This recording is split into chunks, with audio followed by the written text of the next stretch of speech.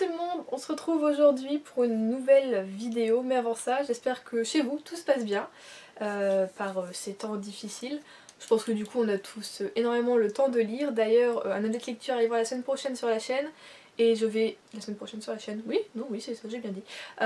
Et du coup je vais devoir le découper en deux parce qu'il y a un petit peu trop de lecture et je pense que ça ferait une du coup trop grosse vidéo. Puis comme j'ai pas trop d'autres idées de vidéos, et ben ça fera deux vidéos. C'est nickel. Donc voilà, j'espère que vous avez le temps de lire tout ça. Moi j'ai le temps de faire plein de choses du coup. Je me suis vraiment encore plus remise dans la pratique du yoga, donc ça fait énormément de bien, que ce soit à mon corps, à mon âme, pour l'énergie, tout ça. Je dors très bien du coup là, depuis 4-5 jours. J'ai la chance également depuis 4 jours, je vous tourne à la vidéo, on est mercredi. Depuis 4 jours il fait super beau dans le nord, donc j'avoue que lire au soleil en bronzant un petit peu, c'est pas une mauvaise chose, ça fait un petit peu de bien. J'ai la chance d'avoir un balcon, même si moi évidemment je préférerais avoir un jardin ou une belle terrasse, tout ça, mais bon, j'ai mon petit balcon, c'est déjà ça. Il y en a qui n'ont pas d'extérieur, donc je pense que pour le confinement ça fait du bien quand même d'avoir même un tout petit extérieur qui donne sur un parking. Ça fait quand même du bien. Bon après on se cache pas que mon chéri me manque énormément. La première semaine ça a été plus difficile. Là on est mercredi, depuis hier ça va mieux, je veux dire.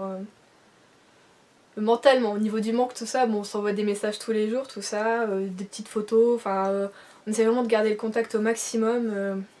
Mais c'est vrai que, je veux dire, même mon chéri je lui manque puisque c'est la seule personne qui, je ne sais pas pourquoi je fais ça, mais il a pas le droit de regarder mes vidéos. Je veux pas qu'il me regarde en train de parler à une caméra. Je sais pas, je trouve ça bizarre, du coup je veux pas qu'il me regarde et c'est le seul qui est interdit de le faire. Et finalement il m'a dit la fois dernière qu'il avait regardé ma dernière vidéo sur le rangement. Et d'ailleurs, je tenais à vous remercier parce que j'ai eu beaucoup de super bons retours d'ailleurs sur cette vidéo, donc je suis super contente que ça vous ait plu parce que c'est vrai que j'avais fait ça un peu à l'arrache mais avec le cœur et toute la bonne foi et la bonne énergie, donc ça vous a plu, j'étais super contente et finalement comme vous avez vu j'ai gardé le résultat en tout cas de la vidéo, j'aime beaucoup pour le moment et je pense pas y retoucher pour l'instant, donc voilà. Et du coup oui, mon chéri me manque, je lui manque. Et j'espère du coup que mardi le confinement sera... Normalement c'était la date à la base limite, même si on pense tous que ça va être encore prolongé. Mais j'ai vraiment hâte de le retrouver, alors bon. Ça se fera, ça se fera pas, je sais pas, mais c'est très dur, très compliqué. Du coup je vous avoue que je lis des lectures un peu plus légères que d'habitude. Hein, je reçois des messages d'ailleurs. J'ai lu des romans, j'ai lu de la New Romance, oh my god. Que vous aurez voilà mon avis en update lecture prochainement. Moi qui à un moment avait fait une vidéo mais c'est tellement cliché tout ça et puis finalement voilà j'ai relu de la New Romance. J'avais besoin d'affection mais dans un bouquin puisque je ne pouvais pas avoir des câlins tout ça et ben voilà c'est le bouquin qui a eu droit à ça. J'ai pas fait de câlin au bouquin mais je veux dire ça s'est passé dans le bouquin quoi techniquement. Donc voilà j'espère que ça va pas trop durer, que tout le monde va bien. Et que, enfin voilà, du coup je m'en ai même profité pour commencer de nouvelles séries. J'ai commencé Anne with a E qui est trop bien. Pour moi elle est hyper addictive cette série, je veux dire le premier soir que je l'ai commencé j'ai regardé directement 4 épisodes quoi, donc c'est pour dire. Je kiffe à mort, je me dis mais Juliette pourquoi t'as attendu si longtemps pour la commencer, mais c'est vrai que je voulais finir vraiment les séries que j'avais en cours pour pouvoir les commencer tranquillou bilou sans me dire oui il faut que je fasse ça, enfin voilà.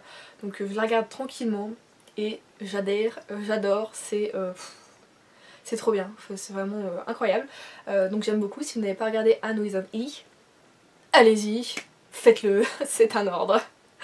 Donc à la base on était là pour parler du Rainbow Challenge, du Rainbow Day Challenge qui a donc été créé par Angel Cara 123, donc sur Instagram. Je vous mets son compte Instagram du coup en lien, comme ça vous pourrez aller voir directement les photos des menus du challenge parce que moi je n'en fais qu'un donc je vous parlais que d'un seul menu et pas des trois. Et donc voilà c'est juste un menu pour normalement fêter le printemps, mais là comme on est en confinement, au niveau des achats, moi souvent quand je fais un challenge j'aime bien acheter des nouveautés, piocher évidemment dans ma palle, mais acheter quand même des nouveautés pour essayer de remplir toutes les catégories et du coup là j'ai pas réussi à remplir toutes les catégories avec ce que j'avais dans ma palle. Du coup je vais piocher aussi dans des e-books. C'est pour ça que certains je ne les aurai pas à la main dans la présentation. Donc je vais vous présenter tout ça. En tout cas moi le premier menu que j'ai choisi c'est The Razor et ben on va y aller tout de suite. Hein. Je peux pas parler plus longtemps de ce qui se passe dans ma life, mais bon, autant dire que je suis qu'avec mon père dans l'appartement, 70 mètres carrés pour nous deux, je lui raconte pas ma vie non plus quoi, donc je vous la raconte à vous, c'est un petit peu voilà... les petits bouts comme ça de ma vie de tous les jours qui se passe absolument rien, tellement absolument rien que j'ai développé une addiction que j'avais déjà un petit peu avant mais que je réfrénais énormément, mais là comme j'ai beaucoup de temps, je vais sur Etsy et je regarde des bagues et des bagues et des bagues et des colliers aussi. En fait j'ai une addiction aux bijoux depuis très très longtemps que j'ai réussi à calmer en ne faisant plus les magasins tout simplement. Ah, on se bloque. Il y en a plus, voilà c'est comme ça. Donc c'est vrai que je ressors un peu, mais là c'est un cadeau que j'ai eu à Noël par la femme du cousin de mon copain. C'est compliqué là, là j'ai la bague de ma grand-mère, donc ça c'est une bague plutôt souvenir que j'y tiens énormément, et ça c'est une très vieille bague qui a rouillé d'ailleurs. Que j'avais dû acheter 10 € peut-être sur...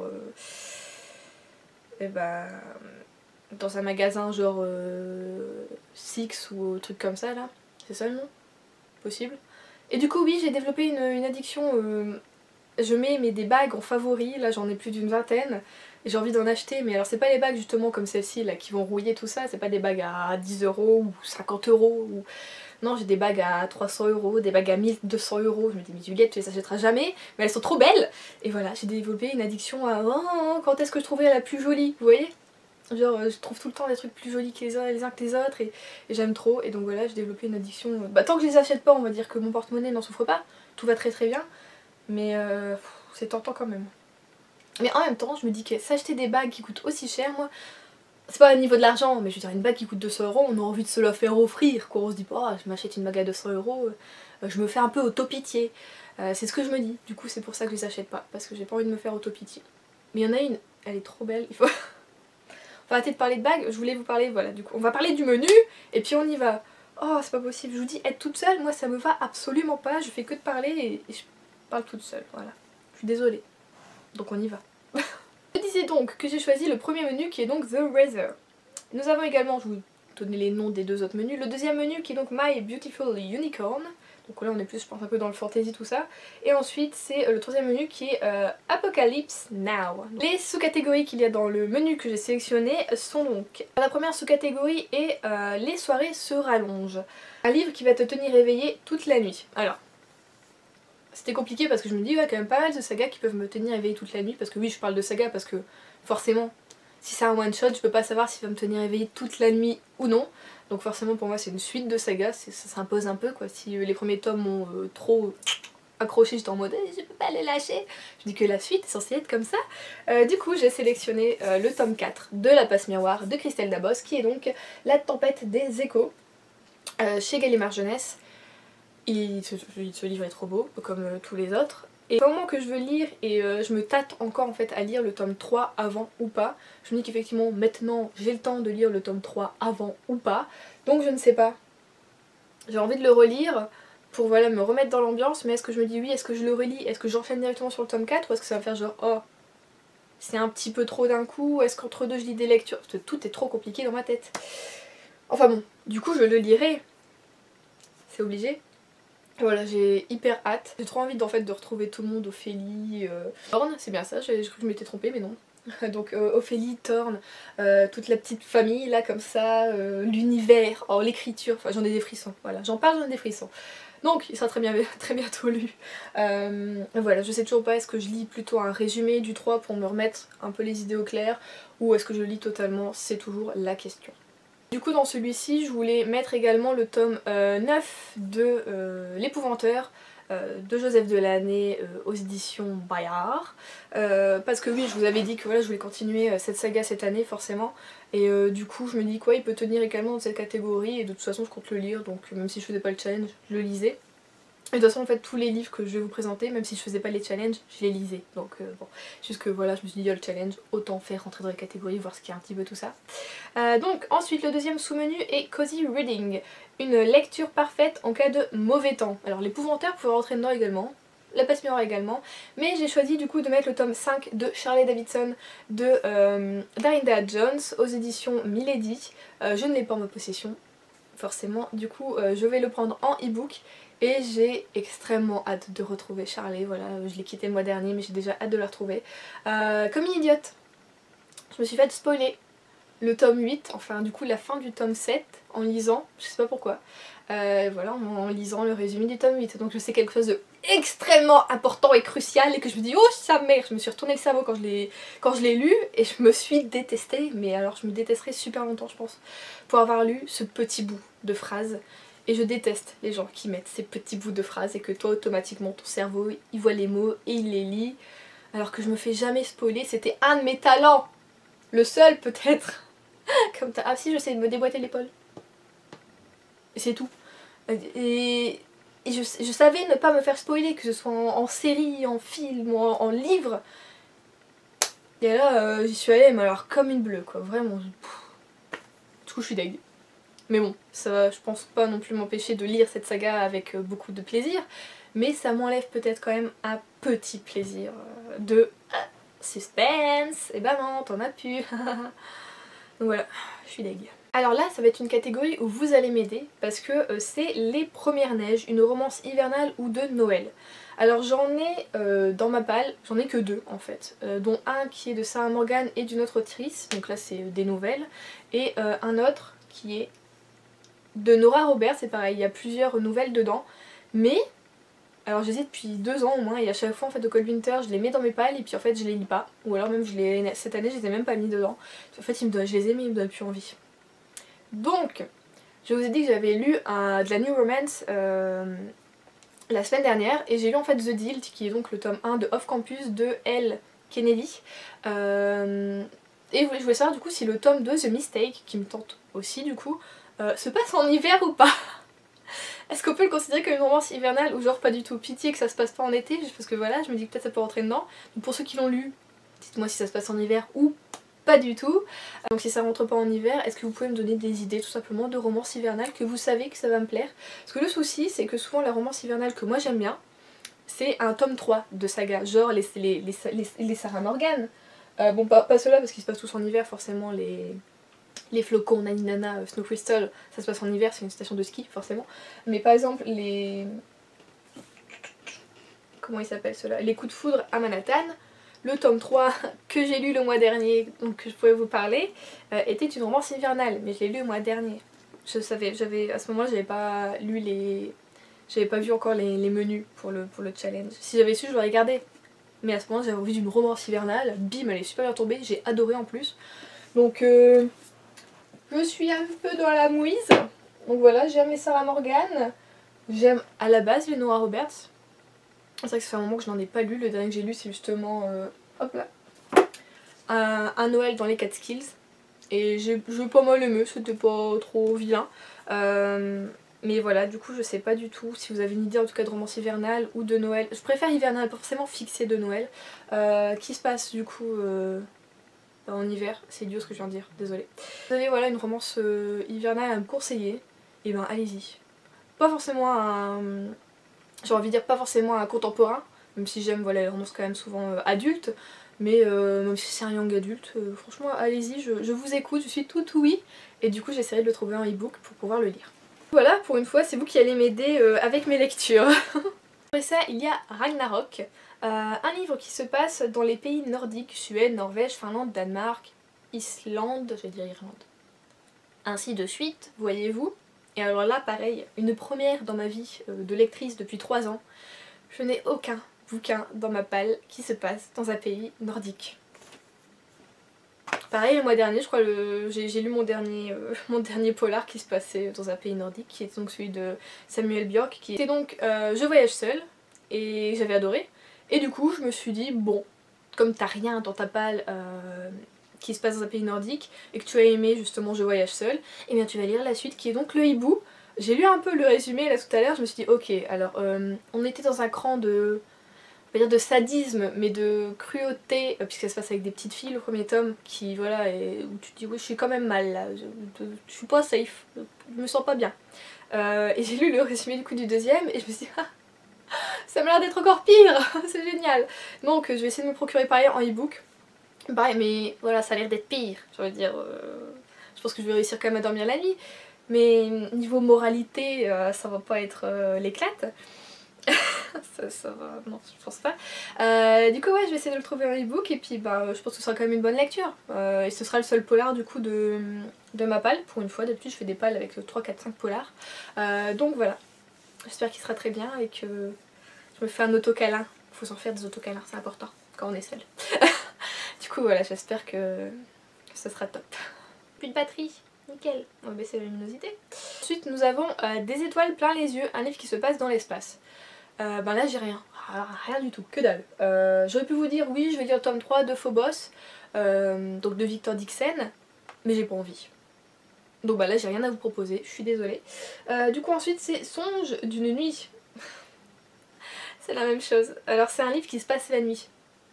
Alors là j'ai envie de dire, tant que j'ai pas lu le livre, je peux pas savoir s'il se passe la nuit ou pas. Donc là bah pareil, j'ai absolument rien à vous proposer. J'ai regardé, j'ai fouillé, et non, rien ne se passe concrètement la nuit, en tout cas c'est pas écrit dans le résumé. Donc j'ai absolument rien comme bouquin qui se passe durant la nuit. Voilà. Ensuite, Le brouillard ne se lève pas, donc un livre qui se passe dans une petite ville perdue.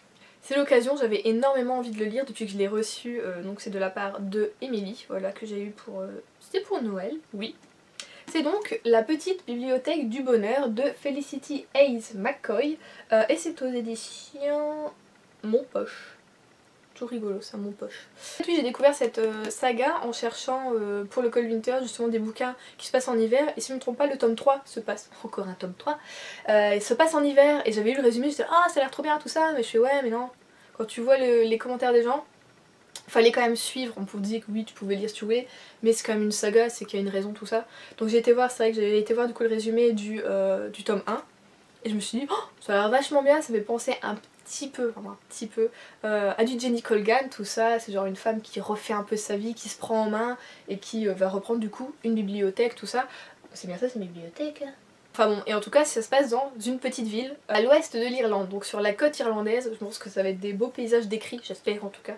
J'ai envie de voyager, faites-moi sortir de là. Donc voilà, il sera aussi très très vite lu, parce que voilà il fait beau et du coup j'ai envie de lire des petits bouquins comme ça. Enfin petit bouquin, il fait quand même 500 pages, il fait 530 pages, mais voilà j'ai envie de lire des petits trucs comme ça, j'espère que ça va être sympa parce que souvent quand il y a des bouquins qui se passent avec le titre bibliothèque ou librairie, je suis souvent déçue. Donc j'espère que ce bouquin ne fera pas partie de ma collection de déceptions, j'en attends beaucoup. Donc j'y vais mollo, j'attends pas grand chose de cette lecture, juste de passer un bon moment et ce sera déjà bien.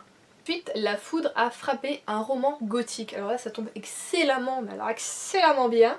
Puisque c'est un bouquin que j'ai reçu il y a 2 semaines, il y a 1 semaine et demie je dirais, 2 semaines. 2 semaines peut-être oui, qui compte en plus parmi les auteurs et autrices que je veux découvrir cette année. Il s'agit tout simplement de Rebecca de Daphné du Maurier, donc c'est aux éditions Albin Michel. Je l'ai reçu, je l'ai acheté à 5 € sur Vinted, alors que bon bah apparemment il coûte 25 € à la base. Bon il y a un tout petit peu abîmé, mais je pense que ça a été abîmé pendant le transport. Sinon il est vraiment nickel, donc je suis super contente. Et voilà, tout le monde m'a dit que c'était un roman gothique, donc quand j'en ai parlé dans les commentaires vous avez tous dit non c'est gothique nana, parce que je sais plus ce que je disais. Je disais que ça faisait peut-être un peu peur ou je sais plus. Donc il y avait une ambiance un peu voilà ouais un peu flippante. Et tout le monde m'a dit non non c'est gothique tout ça. Je dis waouh si c'est gothique c'est gothique.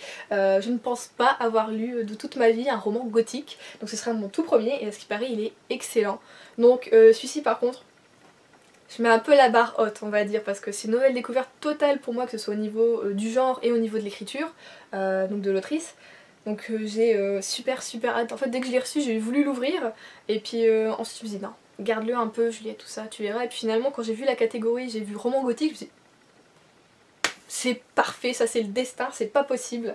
Et donc voilà, il sera pareil très vite lu. J'ai hyper hâte, là je l'ai dans les mains, j'ai envie de l'ouvrir. En plus j'aime trop parce qu'il est un peu, vous voyez, flexible là. On sait qu'on peut le lire sans l'abîmer, j'adore. J'ai hâte, j'ai tellement hâte. On finit du coup avec La saison des pluies, un livre avec une société réorganisée. Alors, donc j'ai choisi de lire La Servante écarlate de Margaret Atwood. La collection je sais pas c'est quoi l'édition, parce que je vais le lire en ebook parce que pareil je ne l'ai pas entre les mains. Si j'avais pu l'acheter je l'aurais fait, mais bon bah là pour le moment ce sera du ebook, je l'achèterai ensuite si ça m'a plu. Et pareil là j'ai envie de dire, le mot de la vidéo c'est j'ai hâte, voilà. Hein, j'ai très envie de découvrir ce bouquin et également la suite du coup qui est donc Captive. Depuis déjà que la série télévisée a eu un énorme succès, et du coup moi j'attends de lire le livre avant de découvrir la série forcément télévisée, et donc voilà je pourrais enfin faire les deux. Donc je suis super contente. Et du coup voilà, c'est ainsi que s'achève ma palle que j'ai décidé du coup d'avoir pour ce challenge. J'ai pas fait énorme comme je pourrais faire pour un Cold Water Challenge parce que ben, comme on est en confinement, j'ai pas non plus tous les livres comme je vous dis qui rentraient dans les menus ou les sous-catégories. Puis ensuite j'ai envie aussi d'y aller au feeling, je me dis voilà, tu vas pas t'obliger non plus à lire un truc d'une palle. Moi ma palle, enfin je vois que les gens appellent leur palle leur livre du mois en fait. Ils sélectionnent dans, c'est compliqué, dans leur grosse palle, une petite palle. Et moi en fait non, moi ma palle c'est ma palle, c'est tous mes livres que j'ai achetés et puis bim, moi j'y vais tout le temps au feeling quoi. Je fais pas de petite palle pour dire ce mois-ci, c'est ça que je veux lire. Non au pire genre sélectionner un peu dans ma tête, toi je sais que ça fait un moment que je veux lire, toi après ninana, et puis après je vais vraiment au feeling en mode est-ce que tu veux de la romance, est-ce que tu veux du roman familial, est-ce que tu veux de l'enquête, est-ce que tu veux du mystère, est-ce que tu veux te faire peur, enfin est-ce que tu veux de la fantaisie, enfin c'est vraiment ouais selon vraiment totalement mes envies. Donc voilà, c'est ce que j'ai sélectionné. Si vous y participez également, vous pouvez du coup mettre aussi votre menu si vous avez déjà fait votre palle. Il est temps parce que la vidéo sort en fait le jour de l'ouverture du challenge qui commence du coup le 28. Avec le confinement, certains l'ont commencé avant, moi j'ai décidé vraiment de me tenir au 28, comme ça voilà la vidéo sort le jour du début. Et finit donc le 31 mai à minuit, donc on a un paquet de temps pour lire nos livres, ce qui est très très bien, on se stresse pas, on y va cool, pépouze. Donc voilà, encore merci Camille de nous proposer ce challenge. Ça fait du coup maintenant la deuxième année. C'est vrai que l'année dernière j'ai pas participé parce que eh bien c'était une année compliquée effectivement pour moi 2019. Donc c'était pas l'année de la lecture, c'était pas l'année des challenges, c'était pas l'année de waouh, pump it up. Non du tout. Donc voilà, cette année je me suis dit bon, j'avais dit que je participais que maintenant au Cold Water Challenge, mais là je me suis laissée quand même tenter vu l'occasion exceptionnelle qui nous tombe dessus.